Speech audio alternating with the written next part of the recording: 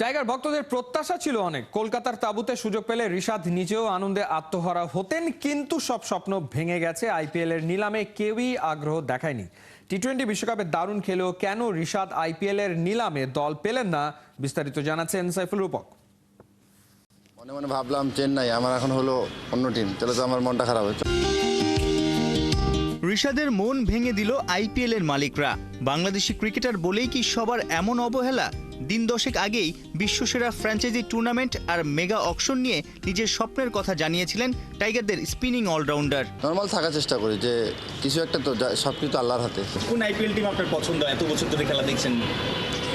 এরকম স্পেসিফিক কোনো টিম করি নাই। এখন মনে করি আমি মনে মনে ভাবলাম চেন্নাই, আমার এখন হলো অন্য টিম, তাহলে তো আমার মনটা খারাপ হচ্ছে। আমি কোনো কিছু না আশা করি। ফেভারিট নর্মালি কলকাতা টিমের ভালো লাগে আর কি।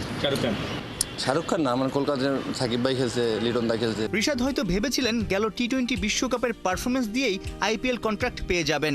আমেরিকার ওয়েস্ট ইন্ডিজের আসরে বাংলাদেশের পক্ষে সবচেয়ে বেশি 14 উইকেট নিয়েছিলেন, কিন্তু রিশাদকে ব্যাকফুটে ঠেলে দেয় অক্টোবরের ভারত সফর। 3 টি-20তেই প্রত্যাশা মেটাতে ব্যর্থ। শেষ ম্যাচে সঞ্জু স্যামসনের ধোলাই হয়তো কেউই ভোলেনি। এক ওভারে 5 ছক্কা খেয়েছিলেন বাংলার লেগে। নিশ্চিত করেই বলা যায় অমন পারফরমেন্সের একটা নেগেটিভ ইম্প্যাক্ট পড়েছে এবারের আইপিএল নিলামে। 6 ফুট 3 ইঞ্চির মতো উচ্চতা, লাইন লেন্থও মন্দ নয়, যদিও এখনও গুগলিটা খুব একটা আয়ত্তে আনতে পারেননি রিশাদ হোসেন। ভ্যারিয়েশনের ঘাটতির কারণে টার্নিং কিংবা স্পিন বান্ধব পিচ ছাড়া তার পক্ষে ভালো পারফর্ম করাটাও কঠিন।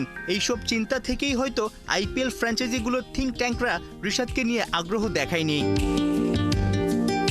সোমবার রাতে আইপিএল থেকে পেয়েছেন মন ভাঙা খবর। যদিও নিলামের কয়েক ঘন্টা আগেই বিসিবি থেকে এনওসি মিলেছে তার, অর্থাৎ অস্ট্রেলিয়ান টি-20 আসর বিগ ব্যাশের জন্য দিন দশেকের খেলার অনুমতি পেয়েছেন রিশাদ হোসেন। হোবার্টের জার্সিতে নজর টেনে কি আইপিএল এর দলগুলোকে একটা বার্তা দিতে পারবেন এই লেগ স্পিনিং অলরাউন্ডার? সাইফুল রূপক, ৭১।